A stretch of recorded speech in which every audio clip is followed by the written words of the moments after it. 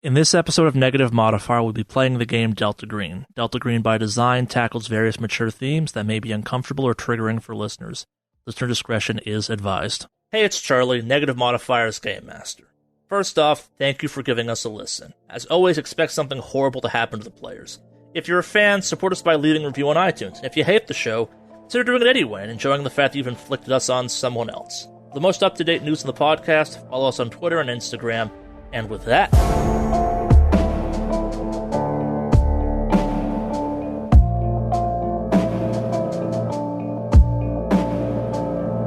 Between the new guy and Veronica, I think we kind of have our top suspects. Firestarter kind of starts muttering or saying this as he kind of circles around. When I have the chance, I would like to do an occult check to see if anything kind of catches my attention with the artifacts. Yeah, so this is a no-pressure situation, so you can just kind of look at stuff, and we'll talk through it, if you will. So he's left at this point. Do you guys want to start kind of just digging into what's in this room and stuff like that? Yes. Yeah. Yeah, so the good news of this, they've done a fantastic job of cataloging everything. Again, this is a real institution. They handle archaeological stuff all the time, so the notes are meticulous and scientific and precise, which is great for going through all of this. Very kind of like interpretive notes attached to all of this. And yeah, it's definitely all Egyptian. Like the contents of the box, some of them put back in for kind of just storage purposes, and after the box got moved, left in there. But yeah, it's all in theory Egyptian. There are notes that a couple of the items appear to be just kind of very good, but very obviously reproductive items. Kind of thing. There's a couple like canopic jars, a couple kind of god statues.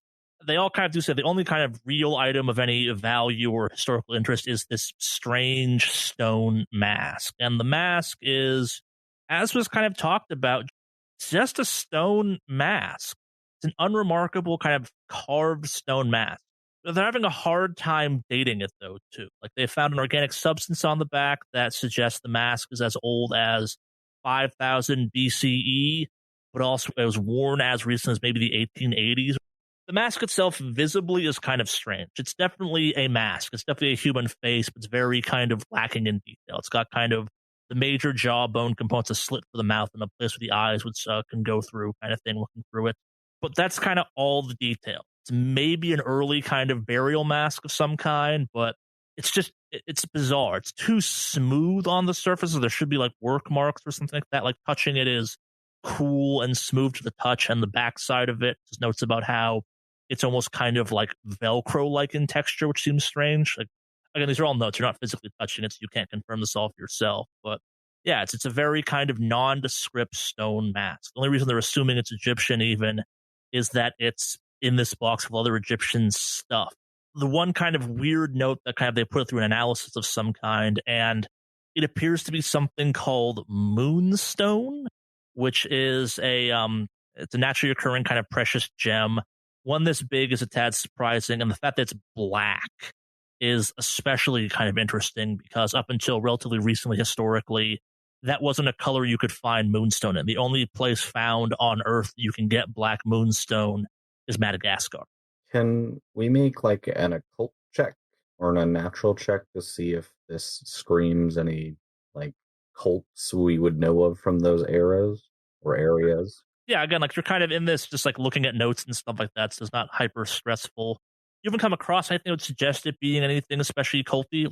It's full of a bunch of Egyptian stuff. You just kind of got the last operation you went on had a vaguely culty vibe to it. But again, like the mask itself, based on the pictures, there's nothing descriptive about this. Like almost like someone took one of those plastic kind of like Party City masks and carved it out of this just beautifully smooth, dark black stone. Gotcha.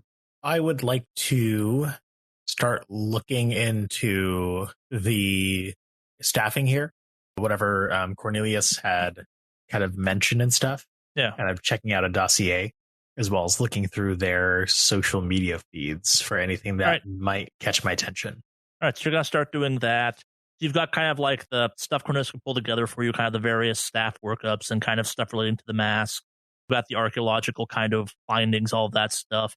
And you also have a stack of kind of the shipping manifest and all those stuff related to accepting museum. You guys want to spend some time going through all that as a group? Yes. Yes. So that's going to take some time. You get the same names repeated. There's an incident report attached to it, though.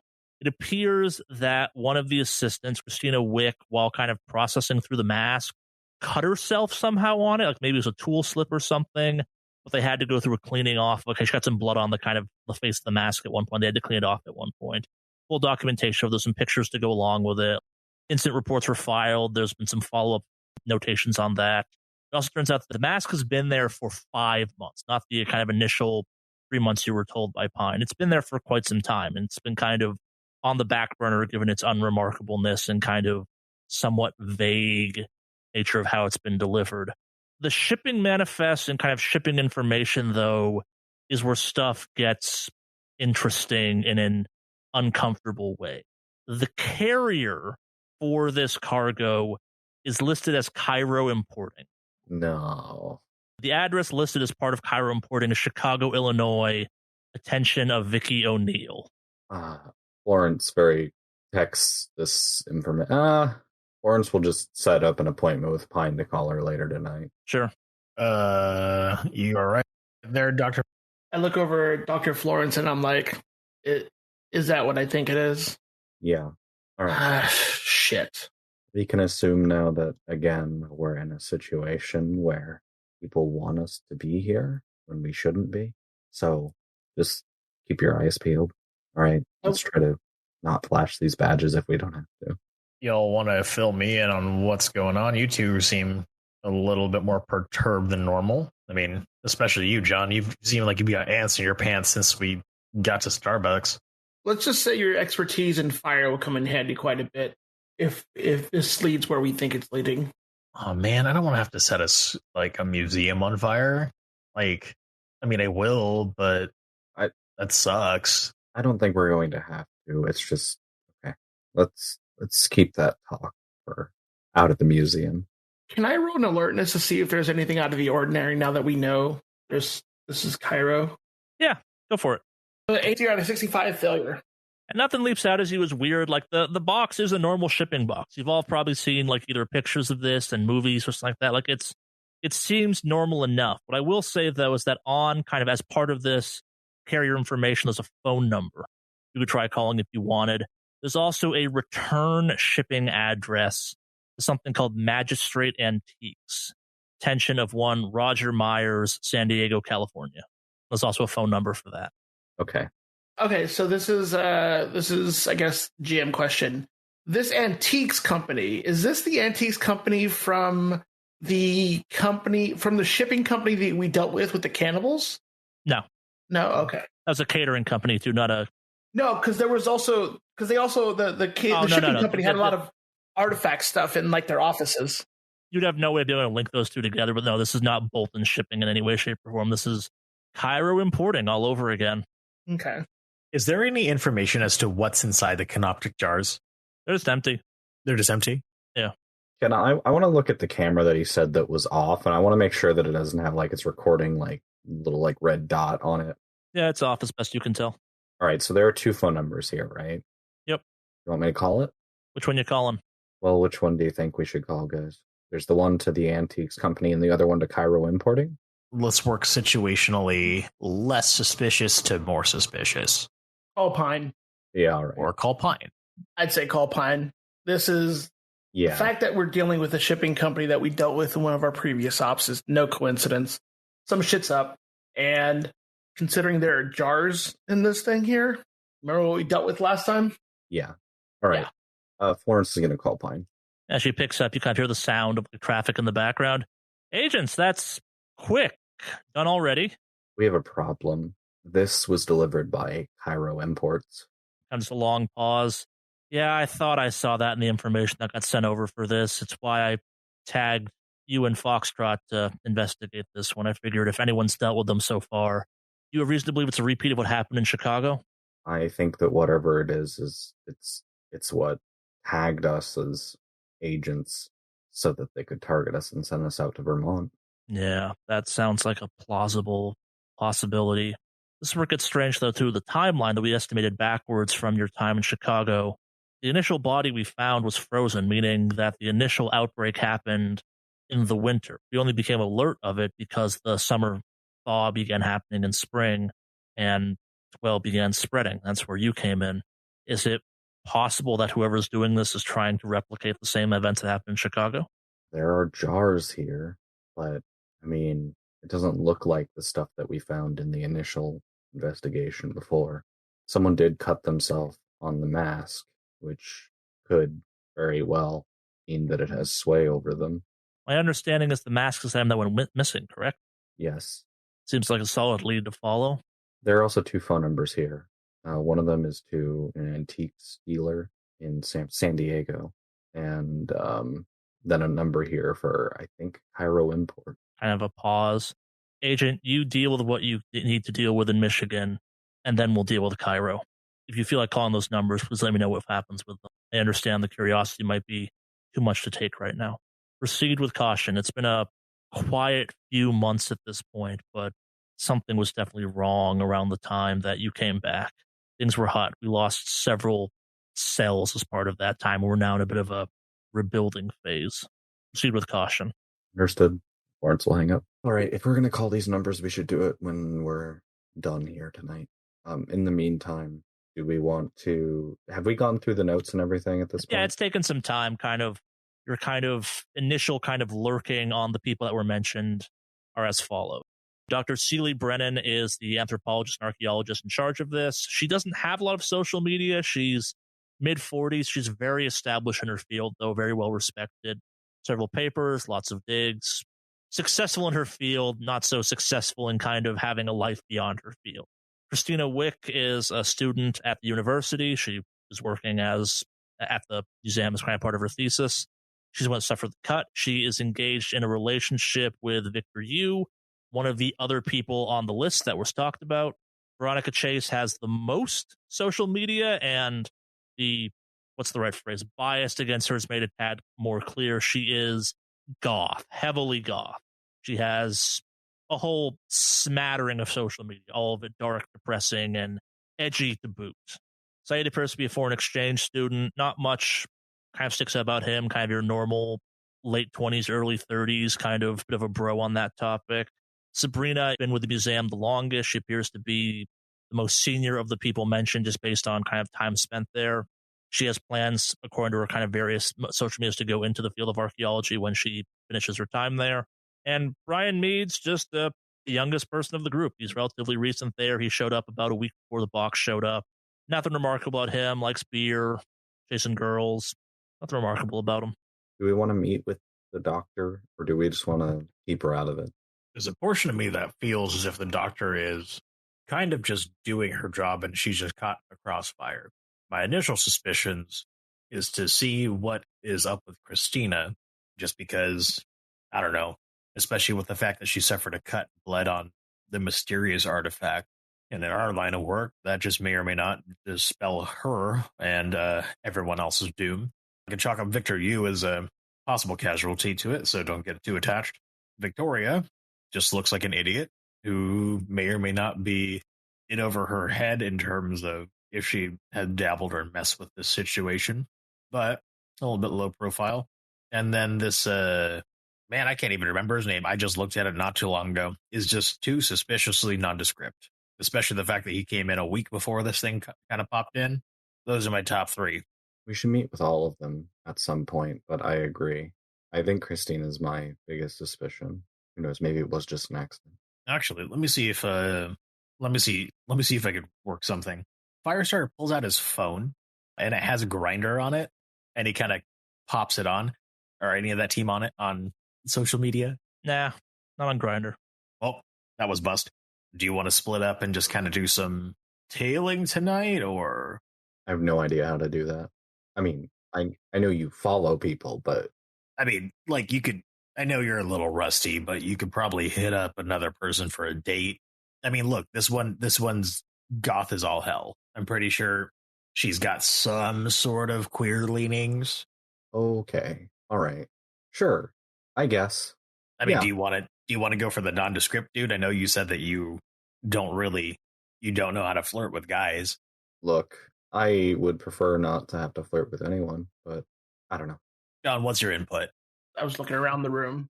I snap out of it and go, yeah, whatever. Whatever Florence wants to do. All right, let's meet with our friend first. We'll talk to him, and then we'll split up for the night and see what's going to go on. Actually, we shouldn't split up. Splitting up's a bad idea. Yeah, whatever we do, we need to stay together. Well, I'll jump back onto social media and see what these folks are doing tonight. Do a little bit of internet stalking. Yeah, maybe I can talk to the doctor to doctor, and just pick her brain about some stuff. We don't even need to flash the IDs. Just tell her that I'm curious. I plan on getting a hold of the microbiology department tomorrow anyways to explain why I'm on campus. So it's kind of out of my field, but... What time of day is it? It's getting late in the day at this point. You kind of got to this around, we'll say 3, and we're getting closer to kind of 6, 7 o'clock at this point. Okay. So, like, clothing stores would still be open? Yeah. Okay. So I'm going to look at Florence and say, we should probably make sure we stock up on leather clothing and the like, just in case we have to deal with those shits again. Yeah, that's a really good point. She just, like, turns up the collar on her leather jacket. Yeah. I don't have a leather jacket on me, but I'm definitely kind of, like, shrugging up a little bit more to just because the idea of the things from before. So I look over at Firestarter and say, invest in some sort of like turtleneck or some sort of leather clothing. If we're dealing with what we think we're dealing with, you're going to want to make sure you protect your neck, like literally. Means we might have to check out sewers. Oh, God. Yep. Lawrence would know that most colleges have steam tunnels that run underneath them. Steam tunnels, too. Yeah. That was good. That kind of like damp, warm air was pretty good breeding ground for these things, wasn't it? We're going to need... Maybe the green box will have some fire breath rounds or something. Yeah. In fact, I think we should go check out the green box sooner than later. Especially now that we know... I mean, now that Cairo's involved, it's just... Yeah. I do not want to be caught like we did before. Yeah, I've got a question. So in the book for munitions, where I learned how to make the Elder Sign bullets, did I learn how to make any other munitions while I was at it? It had them in there, but you never studied to find them. Like, okay. Yeah, they were in there, though. Well, tonight I'll look up how to make fire breath rounds, just in case. I have a 50% in craft, electrician, and mechanic, so if you need help. I'll let you take a look at the book then, if I brought it. See, check what I packed. I also look at Firestarter and tell him any portable incendiary devices that you can put together or anything like that are going to come in real handy. If it's what I think it is, these things hate fire. So, yeah, have a field day with that. I raise my arm and clap your shoulder real, like just kind of with a heavy thud, and just say, brother, I am a portable incendiary device. Don't worry about that. I look him straight in the eyes and say, get your fucking hands off me. Oh, Jesus. Take my hand off. To think. I thought we had a special bond.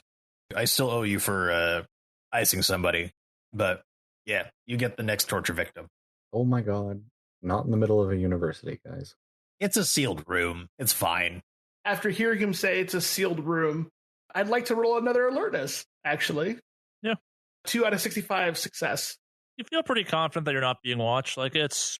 Yeah, you have no reason to not suspect that the camera actually is working. Like, you even now notice that someone's gone through and pulled the kind of connecting cable out of the back of the camera for you at some point.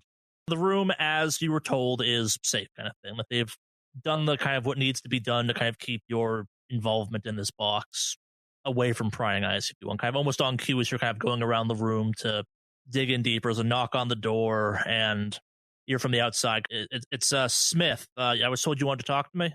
Yeah, come in. Door opens and into the room steps like 6'5", 6'8", just built like a linebacker, African American kind of thing. Looks at you. He's got a bit of a limp as he walks, though. Looks at all of you. Benedict Smith, the chief of night security here at the museum. I'm kind of looks at all of you. I believe you're the agents that were sent to look into our missing artifact. All right, Florence. Nice to meet you. Kind of extends a hand. Call me Eggs. All my friends do. All right, Eggs. She'll shake his hand. Feels good to be using that name again. Well, yeah, so welcome to Michigan. I wish you were here under less, circumstances, but I'm here to help. Me and Cornelius do a pretty good job of keeping an eye on things. He's had enthusiastic about the art here. As I'm sure Pine briefed you, my job here is to occasionally smash the occasional thing that people get tad worried about. I'll only do that a couple times, but Yeah, man, that mask they took out of that box, I wanted to smash it right then and there. Nothing that's come through here in a long time was that kind of weird. You have any suspicions of who might have taken it? That's the damnedest thing. We're not making it kind of big deal of it, so I'm not sure kind of Cornelius knew about this, but we have a pretty good time of when it vanished, actually. We're kind of a 5-minute window of when it vanished. From the night of the security footage, there's a 5-minute kind of time span where just the cameras went crazy, like something was interfering with them electronically or something like that. They came back to normal, and as best we can tell, the item was gone at that point. It was in kind of gestures at the cabinet. It was inside that cabinet there, so we can't really confirm it was gone. But if I had to guess, someone designed the camera, walked in, and grabbed it during that time span. Who was signed in to have access to the artifact while these cameras were going haywire? Well, no one was signed in to be dealing with it, and whatever hit the cameras kind of messed up with the door for the IDs. But the last person that touched the damn thing was Christina Wick. She hurt herself on it too, so I don't know. She's a nice enough kid, though. Nothing too remarkable about her. She's been here for a little while. Know if any of the other grad students were in the building when it went missing? I mean, probably. They're all still here. They work crazy hours courtesy of the job. It's not uncommon for me to see them around midnight with some frequency down here working on something or cleaning something if they're on a deadline or something like that. We work them hard here. It's a grueling intern program. Are they aware that the mask is missing? Well, seeing as a bunch of them were assigned to be working on the box and then we took them off of it, yeah, they're aware. The explanation they've been given is to kind of keep the investigation under wraps. No pun intended. We haven't alerted the authorities yet. They think we've alerted the authorities. We're not making a big public deal of it just yet. Yeah, they've been warned people might be showing up to ask some questions about that. I did a little bit of asking around, but no one seemed to know anything really. All right. So, Eggs, you've been here for a decent amount of time. You look like you've had a little bit of experience on you. Yeah, since I left the Marines, yeah. Any of those kids kind of give you a weird vibe? Kind of ponders this for a second. No more so than anyone else that works in this building, I guess. Like, Veronica's the obvious suspect, but I don't think she did it. She's good enough people, arguably the best out of all of them. She's friendly, kind of keeps to herself, and this guy does her work, and I respect her for that. Yeah, she dresses a tad provocatively, but I don't know, whatever keeps you sane as you're going through this crazy place, I guess. I'm not going to fault her for that. Saeed's probably more concerned about his foreign exchange status to do something stupid like this, so I guess he's probably not I wouldn't put him high on my list of suspects. Sabrina Tejo, she's the best intern they got here. Like, there's no reason for her to do something dumb like this. Yeah, she's well on her way to kind of maybe even getting a job here once she graduates or once she completes her internship, if that's what she wants.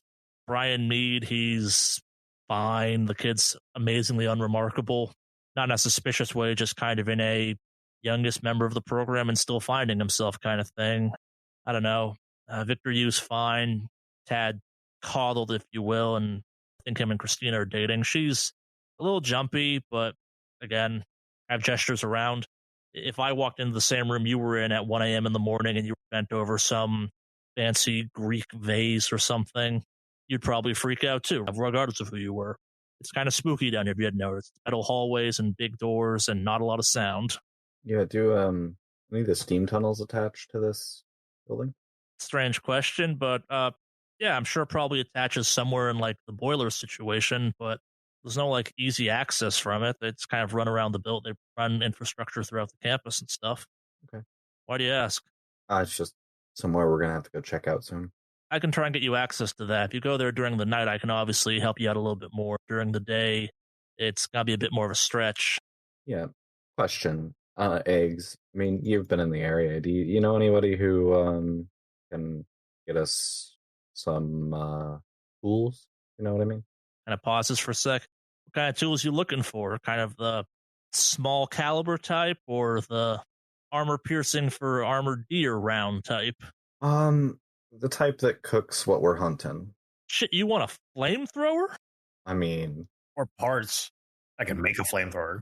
Yeah. Basically something incendiary. Kind of pauses for a sec, scratches his head.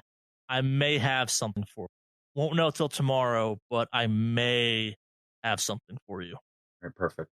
We'll hold off on the steam tunnels until tomorrow night then. Cool. I'll set it up for then. All right.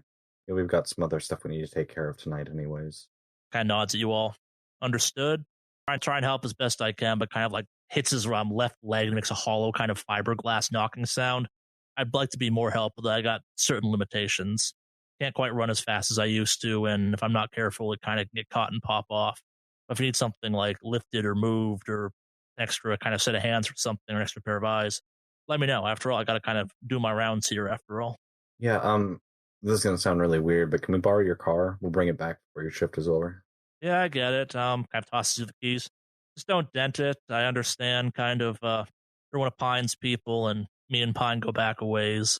Look, if we damage it, I'll pay for it, okay? Smiles at that. When you see it, you won't be too worried about that, but I appreciate it.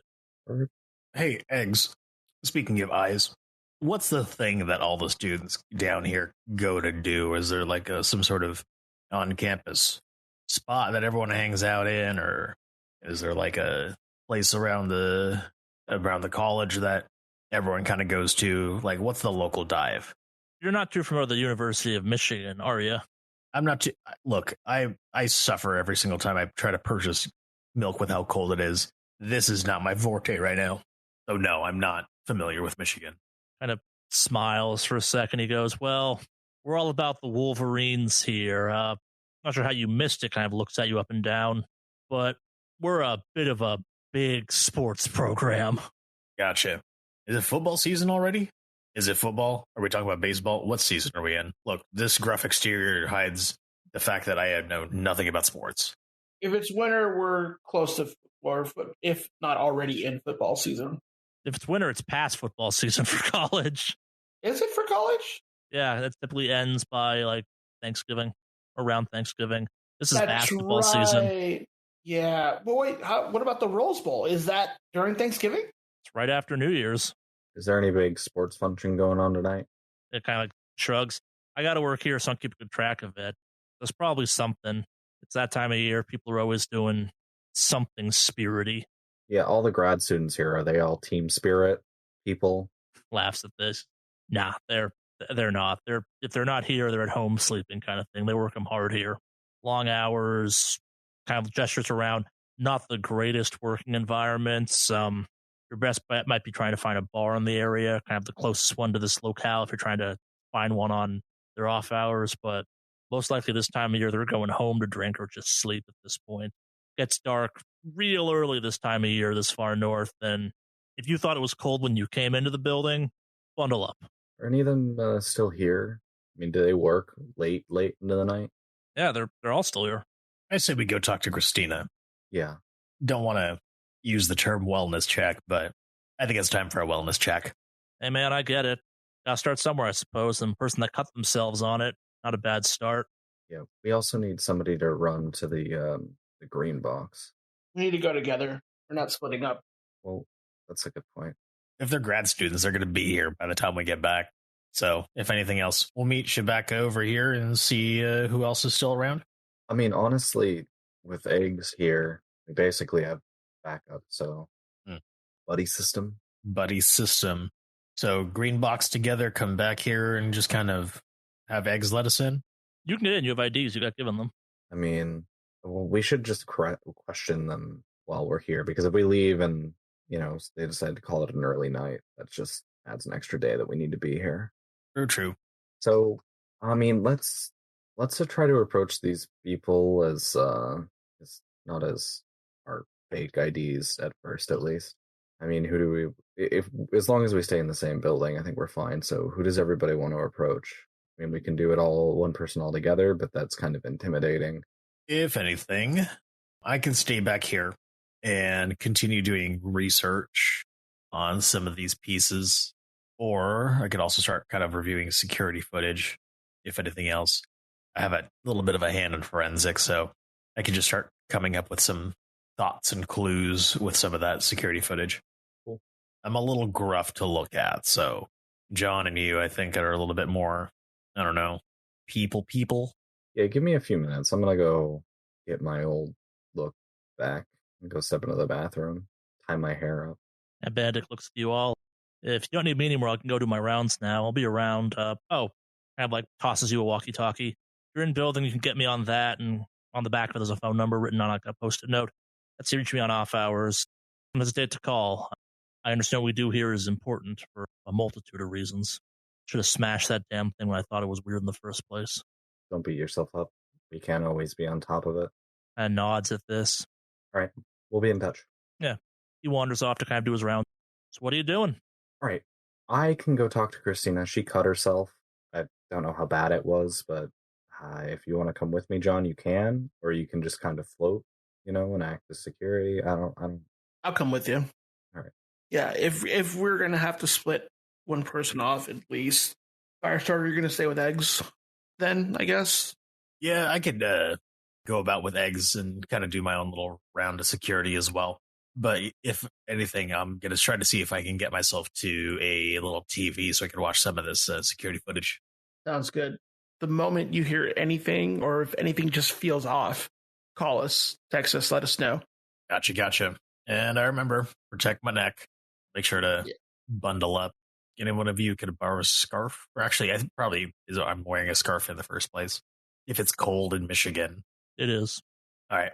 So I'll keep my eyes up. Yeah, so I'll get Eggs to let you into the kind of security system so you can take a look at the video. Yes, please. All right. It's easy enough to do. Should we start with Christina then? Sure. Yeah. Sure, yeah. She's easy enough to find. Maybe Eggs gives you some directions. Maybe it's kind of pager or something. Yeah, she's working kind of one of the labs. She's busy doing kind of some sample pulling from what looks like, to you, it looks like just kind of a weird rock with maybe some imprints in it, but she insists it's some type of fossil of some kind. She's a normal kind of grad student by all measures. She looks a little bit tired. She's got glasses, hair's a bit unkempt. She's 5'6", a little on the skinny side at this point. Pale features, kind of not quite brown, not quite red hair. She's wearing a Michigan University kind of hoodie over all this stuff underneath her lab coat, just in jeans, comfy shoes. She seems a tad annoyed. She has to take a break from her work to talk to you, but kind of like she sits down. Who are you two? We're looking into the issue you guys have been having. We're just talking to everybody who was around at the time of its disappearance. Like the cops or like campus security? 'Cause I already talked to campus security once. I don't know what happened to it. We'll just say that we're looking into it before it has to become an official problem. Look, are you like with the cops? If you are, you have to tell me you're with the cops, and like I might want to see some ID or something. I don't have to talk to you, and if I don't have to talk to you, I'd rather get back to my work, like insurance adjusters or something like that. Like, what's the deal here? Out of character, it's probably not out of the realm of possibility that they just hire private eyes to do an internal investigation. No, that's why I mentioned the insurance aspect of things. If something like this has happened, like a way of dealing with it might be to have like a private investigator take a look for it. But yeah, the world of art, kind of, what's the right phrase? Recovery is a whole thing. Yeah, we're in the private industry. We've been hired by the university to do a second round. The campus security is done. Talk to everybody, clear everybody. What, like PIs or something? Yeah. Give me a persuade check at +10. 65 out of modified 79% success. It's kind of like, okay, yeah, fine, whatever. I rent a cops or private cops, I guess. I'll tell you what I know. I was the last one to work on it. I checked into the cabinet. I went home. Next morning, we were all told it was missing and got the full degree. We haven't called the cops yet because we don't want to kind of make a big deal out of this. I don't get why you're making such a big deal out of this mask, though, either. It's just a boring stone mask. That box is full of junk. I'm not sure why we're even bothering to catalog all of it. Yeah, I know that's what we do here, but this whole kind of cloak and dagger thing we're suddenly doing, locking it up and like pulling everyone off of it, that's strange and excessive. We just dump that whole thing in the dumpster and be done with it. Does she seem genuine, like, with how she feels towards all these artifacts? Give me a human int. 67 out of 40 fail. She seems more exacerbated than anything else. Just kind of like, we've been over this, like, who cares kind of thing. How did you cut yourself in the mask? I don't know. I was cleaning it with something. Maybe I slipped. Like, we use, like, I pointed like some tweezers. We sometimes hold like cotton swabs and tweezers, and they're sharp because they're precision instruments. I probably just kind of slipped and gored my hand with it or something like that. It happens. Like, the architecture students cut their fingertips off with X-Acto knives. Lab accidents happen. It wasn't even that bad. She kind of holds up her hand, and like, yeah, it's not a bad scar. Like, it left a mark, but it's not huge or anything. She's like, didn't even go to the hospital. Just went to campus kind of health. They patched me up a little bit, told me not to do it, told me to get some rest and whatever. Is it still scabbed over, or is it already? It's more or less totally healed. Like, it's got a scar on it, but like it's more or less gone at this point. How long ago was the incident where you cut yourself? I don't know, like 3 weeks at this point or something. It wasn't even that deep. It wasn't that bad. We made a big deal of it because it got all over the artifact. But so you were bleeding a lot. I got stabbed in the hand with a pair of tweezers. It kind of gushed, and I may have like put my hand down on it by accident or something like that. If you've ever been stabbed in the hand with a pair of tweezers, you do dumb stuff in that moment. You're not thinking straight, especially if it's like, I think it was like 1 a.m. when I did it too. Should have gone to bed. Victor told me to go home, kind of thing. I was acting tired. They teach you procedure on what to do if you've cut yourself, right? Or Yeah, hurt and yourself. I followed it, wrapped it up so it didn't bleed out, kind of thing. It wasn't even that bad. It wasn't like gushing. It wasn't some Tarantino movie up in this bitch. Okay. But you don't remember exactly how you cut it. You just think that it was the tweezers. Yeah, I think I just slipped or something. There's nothing to cut yourself on that thing. If you read over the notes, I'm sure you read the back of it. It's like someone said the word Velcro or something.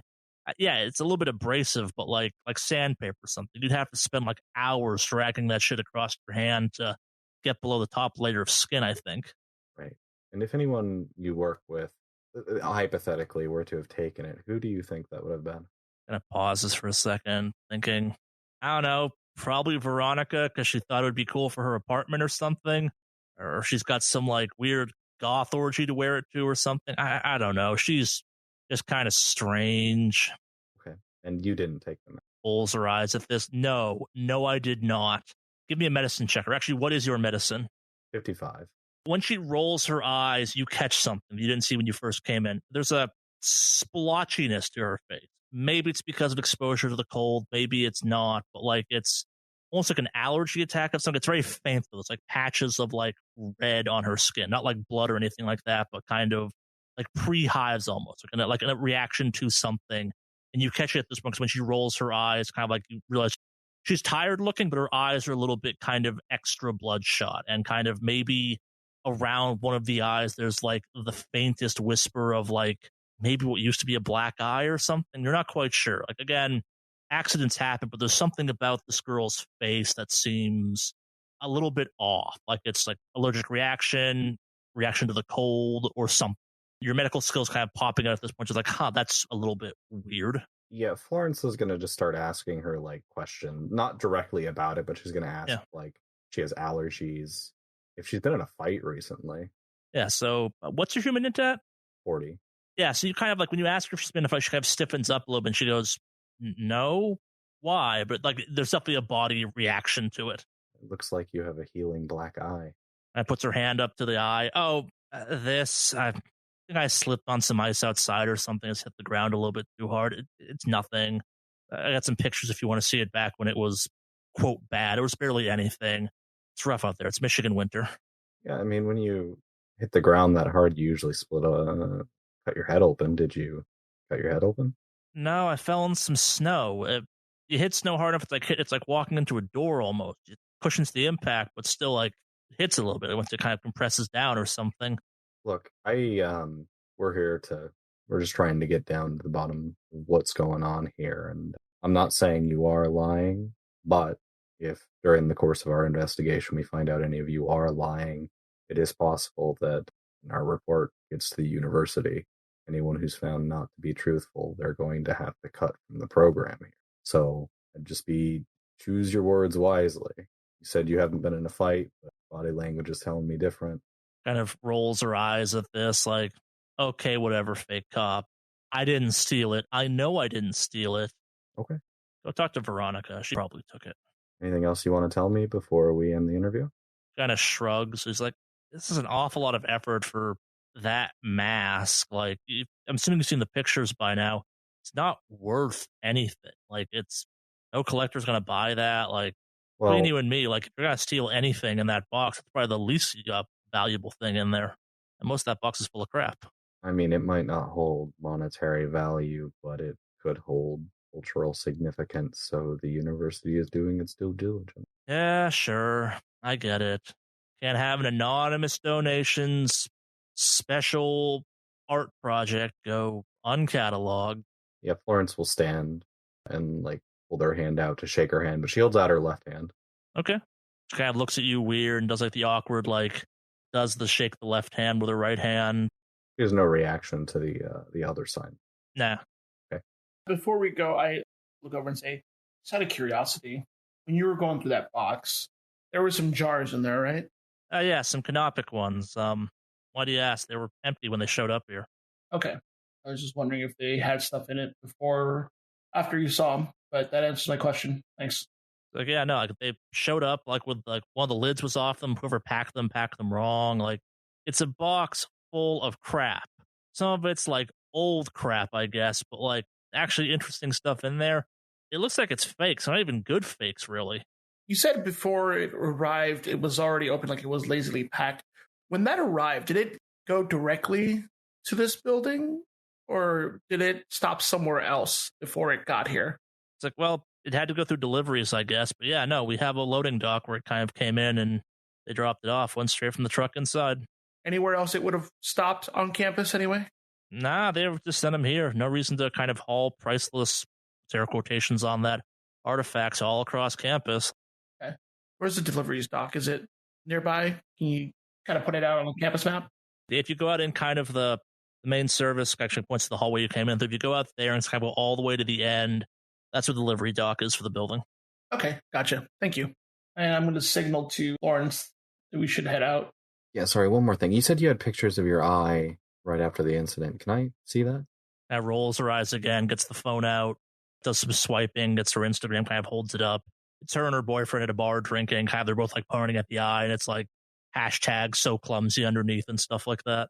Anything stand out medically about it? Like, does she still have the like allergy reactions on her face? Yeah, and I'd say that maybe the allergy reactions aren't quite as pronounced in the picture, but like she definitely got punched in the face or got hit in the eye specifically, kind of thing. Like something happened. It's not like a bad thing. It didn't like fully welt up like she got punched with a ring or something like that. But maybe her story is real. But like, yeah, she got hit in the eye by something. Yeah, while looking at the photo, Florence will ask, "Is this your boyfriend?" Yeah, it's Victor. I'm sure they gave you the whole lowdown. Yes, he and I are dating. Yes, we live together. No, he didn't steal it either. Okay. What does Victor do for a living? He works here. He's also a grad student here. Okay. Yeah, I mean, Florence is just going to look at the photo for a little bit longer and just make sure she's got a good memory of what's going on in it, and then she'll pass the phone back. Yeah. Remember, if anything in your mind, you remember anything, or you think that you might have told us something that you realize might not be true and you want to correct it, just let us know. Yeah, sure. You're wasting your time. No one stole it. If they did, they were cursing their luck for stealing something that worthless. Like, between you and me, this isn't the first thing that's gone missing here in the history of the museum. Like, you said you work in insurance or something like that. Like, you're here for the kind of museum's insurance, whatever. You and I both know that if you're trying to smuggle stuff, you would put it in this type of situation and grab it from a place like this where security isn't as, high as like an airport or something like that. Comes through security. We have to run a whole full set of checks to do that. So the x-ray machines out on the dock to make sure, like, a couple years back, we had like a statue bring through that was full of cocaine. That was a fun 2 days. Okay. Yeah. Thanks for the input. Yeah, sure. Whatever. Kind of looks at the clock. A couple more hours of work. As they're leaving, Florence offhandedly gives her a combination of I don't know, supplements and a drink that will give her energy to keep going, because Florence has done the same exact thing when she was back in. I can imagine there's some sympathy from Florence, maybe not sympathy, but she's just been there. Yeah, she respects the grind. Yeah. Florence having war flashbacks from grad school. Yeah, basically.